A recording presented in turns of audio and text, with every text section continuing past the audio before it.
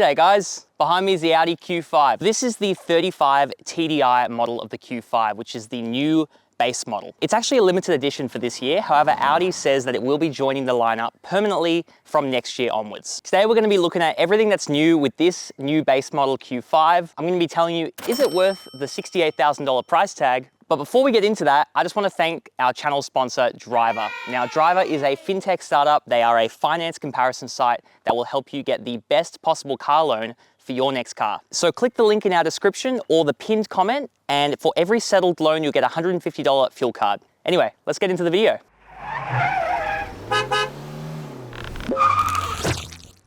All right, so coming to the front of the car, check this out, guys. We've got Audi's signature grille with the Audi logo right there. Now, this is the base of the base model. So you do get the basic white paint, but I actually think it looks really nice, especially if you don't want to pay $1,500 extra for the metallic paint finish. Audi likes to keep the styling very consistent across their range. So essentially what you're going to get from a Q5 is pretty much what you're going to get as standard across the entire Q range. Obviously, plus or minus size. Okay, so coming to the side of the Q5, and it actually just looks like a standard Q5. Now for 2022, this is the limited edition, so you do get these really cool looking wheels. These are actually 20-inch alloys, so that'll help soak up some of the road noise, and they are wearing Michelin Latitude Sport 3s, which we will be putting through their paces very soon in the video. The side is very classic SUV. It essentially just looks like a overgrown hatchback. You do get some privacy glass in the back, keyless entry and go as standard, and the door handles actually have this really cool lifting mechanism, which I thought was kind of unique. We've got this chrome detailing around the entire window panels, which is just Audi being Audi, as well as some chrome roof racking up the top. All right, so first thing you'll notice at the rear of the Audi Q5, we've got slightly tinted windows there that helps keep the back of your car nice and cool on a blistering hot summer's Melbourne day like today. We've got a nice chrome garnishing around the back there. That actually hides the button for the electronic tailgate, very luxury. Of course, the Audi rings back here as well. As you can see, very standard Audi design, nothing super special to indicate a limited edition. We've got our Q5 badge here. We've also got a very hidden exhaust. So Audi wants you to forget about the fact that this car has emissions. I can't imagine why. All right, so coming to the interior of the 2022 limited edition Audi Q5, and I'm actually greeted by what's essentially an old-fashioned Audi interior. I'm gonna turn on the car despite my editor Matt's best wishes because it's really hot right now. So now I'm comfortable inside the Audi Q5. I've got my beautiful leather seats. They're not Napa leather, they're not the softest leather. This is a base model, but the quality of the materials is pretty much what you'd expect from an Audi at this price point. I really like the steering wheel. It's quite large. The steering wheel definitely feels a little larger than normal, and it doesn't have the signature Audi D-cut that you get in most sporty Audis. So the first thing you'll notice getting into this car is it does have an analog instrument cluster. I actually don't mind. I do get all my information in the little 7-inch display that's in front of me anyway. So that tells me things like how far I am to empty, which is usually pretty far in this car. Additionally, I can see my satellite navigation and scroll through a bunch of other menus. So all good in that respect. I have a 10.1-inch infotainment display in front of me. It's crystal clear. It's pretty much what you'd expect from all of the top of the range Audi luxury cars. It's very responsive. It has wireless Apple CarPlay and Android Auto. The actual Audi multimedia interface is very intuitive, very easy to use. I really enjoy the touch vibrational feedback. It just makes it feel more like you're using buttons than a touchscreen. I guess one of the critiques you could have of this interior versus, say, another model would be that it is lacking some of the newer tech. Unfortunately, this car, as standard, does not come with all of the normal safety features that you would expect in a car at this price point. Things like adaptive cruise control, lane keep assist, things that we are starting to see become standard in a lot of cars, unfortunately are not present, and you have to pay a premium of about $1,700 to access those features. So a little disappointed in that respect. However, I still do believe that for the price point, the quality and the features you get is definitely fitting. The climate controls are very well laid out, obviously signature Audi Volkswagen Group. I've got nice tactile feeling buttons everywhere. I also have heated seats as standard. I do get a 3-zone climate control, which I'm actually very impressed by. So if I was, say, a family man in the market for a nice SUV for my family, and I wanted my kids to be comfortable in the back, without interfering with the temperature that I like up front, they can go ahead and adjust it as much as they want. It won't affect me. I really like that. Got heaps of storage options up ahead. I've got a nice little nook here. It's not big enough to fit a phone, and I actually thought it was a wireless charger when I first got this car, because normally that's where you'd put a wireless charger, but there's nothing there. This area here folds away, and I've got some cup holders here as well. And I've got the signature Volkswagen Group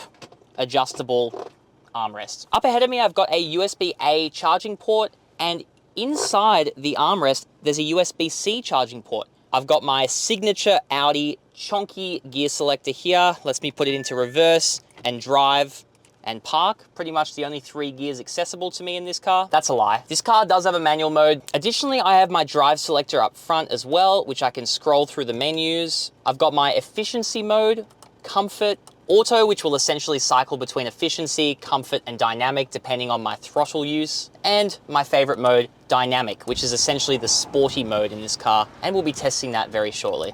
Additionally, I have an off-road mode. Now, it's a little confusing to me because this car is a front-wheel drive in this specific trim. So obviously, I'm sure they've continued the drive selector screen from the other Audi Q5 models.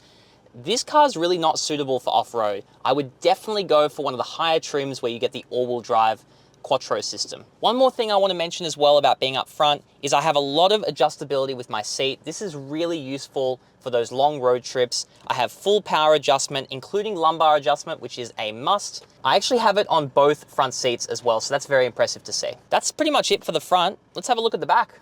Coming to the back seat of the Audi Q5 Limited Edition. And I'm blasting the aircon currently because it's a really, really hot day. I don't even know where I'm going with that sentence. Anyway, first impressions back here. I've got an enormous amount of legroom sitting behind myself. Look, I am 5'9", I'm not the tallest person. However, I've got plenty of room back here. I also have a lot of headroom and plenty of toe room as well. I got my seat nets in front of me as well. They can hold all my items, as well as a hard back cover of the front seat. Now, I do believe that this is because it's a family car, and so you might have small children and you'd rather them have like a hard plastic surface to scratch and draw on than your nice fancy leather seats. I do have my third zone of climate controls just there, as well as my air vents. I've got a couple of charging ports for my little kids' iPads back here, as well as a 12-volt socket for any of my children that decide to smoke. Don't smoke. These seats don't move, nor do they recline, but I wouldn't really need to because there's plenty of room back here anyway. There are some hard plastics back here. That's not really a problem. I actually don't mind it as much in the back seats as in the front. And the front definitely has a lot more softer plastics and softer touch materials. So I also have a couple of cup holders here, which I can pull down, and with classic Audi over-engineering, press a button and it pops up with a very overcomplicated mechanism. So I think that's really cool. You won't be able to fit the biggest bottles back here, but it does the trick. That's pretty much it for the back seats. Let's talk about the boot space. So coming to the boot of the Audi Q5, this car actually has an electronic tailgate, which is pretty much standard across the entire Q5 range. And as you can see, we have an enormous amount of boot space. The electronic tailgate can actually be activated by using the kick sensor as well, which is pretty cool if you have your hands full of grocery shopping. A generous amount of underfloor storage here as well, which actually comes with a space saver wheel. We've also got a couple of hooks and nets around just to secure different items of luggage. It's actually got a really simple and intuitive mechanism to put down the seats. You just have to pull these levers here on either side. That will actually release the mechanism and then give it a quick push and down she goes. Now, the only problem I found with that is sometimes if you push a little too hard, the actual headrest will pop forward and you'll have trouble pulling it back up. I don't know if that's an Audi Q5 problem or a Jacob problem. You will see that the seats do not fold fully flat. However, I think they're flat enough to fit essentially an enormous amount of luggage back there. So in terms of practicality, this car's a winner. So Audi actually have 5 different engine variants in their Q5 lineup. And the 35 TDI actually shares its engine with the 40 TDI, though it is down on power slightly, about 30 kilowatts less of power. So what we have under the bonnet here is a 2-litre, 4-cylinder turbo diesel engine, and it'll put out about 120 kilowatts of power, 370 Newton meters of torque. So obviously being a diesel engine, you do get a bit of towing capacity at 2 tons, though it's not really going to compete with other things like the Ford Everest, for example. Now, earlier in the video, I mentioned the question, can boring be sexy? And it was the engine that I was referring to, because yes, it's not the most flashy, quick engine. However, Audi claimed that this car with this engine setup can do 1,400 kilometers to a single tank of petrol. And I actually believe them. On the way here, I was actually averaging about 4.9 liters per 100 kilometers, which actually beats the majority of hybrids on the market. So Audi, good job. You don't sacrifice a whole lot of performance in the way of fuel efficiency, as we will see very shortly. So launching the Audi Q5 35 TDI, I have no idea what it's gonna do, but let's find out. All right, all the way on the brake, all the way on the accelerator. Come on.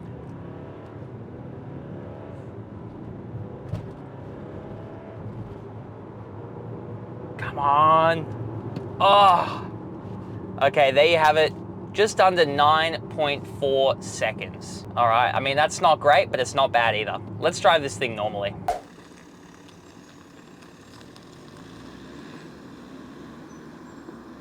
All right, so driving the new Audi Q5 35 TDI, which is now the new base model. Yes, it's a bit boring, but that doesn't mean it's not sexy. Because you know what's really sexy? Barely spending any money on petrol. You know what else is sexy? Getting to your destination in comfort. All right, I know I'm not convincing all of you, but at the end of the day, this car is achieving exactly its purpose, which is to be a comfortable family SUV. Now, this base model does not come with adaptive dampers. However, I have to say the ride quality is incredible. And let me just switch drive modes to dynamic. Give it some sauce. Oh, wow. And oh my God, there's the Audi. Now, this is not a signature Quattro from Audi. It is a front wheel drive, like I said, base model, but that does not mean you're missing out on much performance. I have to say, this car surprised me. Now, when I first picked up this car, I wasn't overly impressed with the feeling of the interior, the quality, but it has grown on me as I've driven it a bit more. And you know what?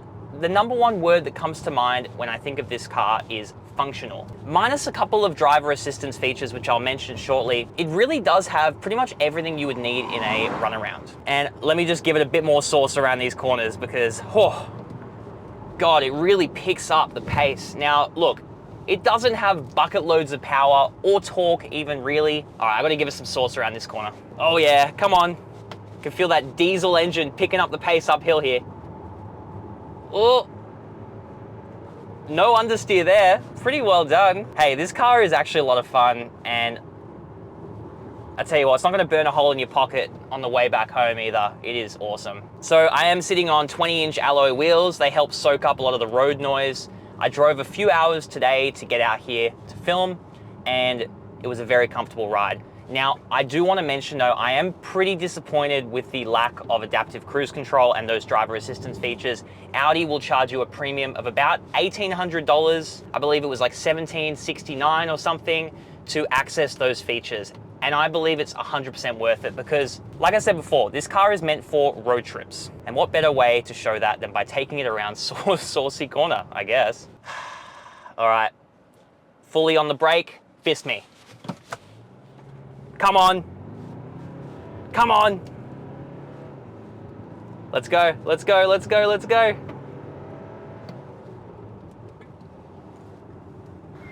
Oh. Beautiful. Oh, a bit of understeer there. Lovely, and it pulls away. Look, this car's not gonna knock your socks off, but it handles surprisingly well, and it has actually surprising ride comfort considering the fact that it doesn't have those adaptive dampers like I mentioned before. So switching back to comfort mode in the Audi Q5, you can immediately feel the steering just kind of lightens up, the suspension gets a little softer. I do want to talk about transmission a little bit as I go slowly down Saucy Corner. So it does come with a 7-speed dual clutch transmission. Now, it's not really something that you notice, which is a very good thing. This car is not something that you're gonna be, using the paddle shifters and racing around with. If you don't notice the transmission, that means it's working as intended. Oftentimes I'll notice, especially with cars that have the auto start stop feature for the engines, that a dual clutch will be very sluggish around town, but it has not been the case with this car. So I've been very impressed with this transmission. All right, as I come up to a slow driver, let me get into my final thoughts. All right guys, so that is my review of the Audi Q5 base model. My final thoughts on this thing, I have to say for $68,000, it's actually not bad value, especially because you're getting a very refined diesel powertrain that Audi's obviously been working on for many years. Additionally, you're getting a lot of the luxury features that you would come to expect from a luxury brand like Audi. Additionally, you're getting a surprisingly dynamic drive. I feel like this car actually drives way sportier than it has any right to. So I think for $68,000, it is a bargain entry, though I really would suggest getting the assistance package with this car. So that'll set you back about $70,000 before on-road costs with that pack. All right, guys, let me know what you think about this base 35 TDI Q5. Let me know if I'm barking up the wrong tree with this car, but I think it's actually really good value for money. As always, hit that subscribe button, hit the notification bell so you know whenever we post a new car review. You never know what car we're gonna do next on this channel. Hit the like button and comment your opinion down below. As always, ciao for now.